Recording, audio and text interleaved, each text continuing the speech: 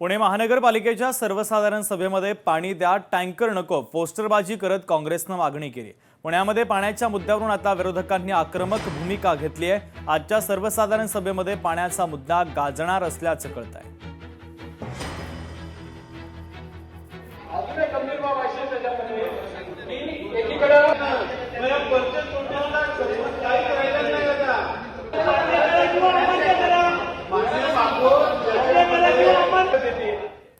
Atlanta कंपनीकडून महानगरपालिकेची 41 कोटींची फसवणूक करण्यात आली। अटलांटा प्रकरणात पोलिसांनी जळगाव महानगरपालिकेत धडक दिली।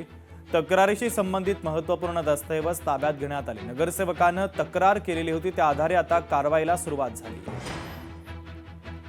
जळगाव शहर पोलीस स्टेशन येथे भाजपचे नगरसेवक अरविंद देशमुख यांनी अटलांटा कंपनी आणि जळगाव महानगरपालिका यांच्यात सन 1997ला जो जळगाव शहरातील रस्तेविषयक आणि विकास कामांविषयक करार झाला होता, त्यात गैरव्यवहार झाल्यासंदर्भात जवळजवळ 20 कोटीची फसवणूक झाल्यासंदर्भात अर्ज दिलेला आहे। तक्रार अर्ज प्राप्त झाल्यानंतर आमची प्राथमिक चौकशी म्हणून आम्ही या प्रकरणाचे अटलांटा आणि महानगरपालिकेच्या संदर्भातले अधिकचे पुरावे कागदोपत्री प्राप्त करण्यासाठी एक पथक जळगाव महानगरपालिका या ठिकाणी पाठवले होते।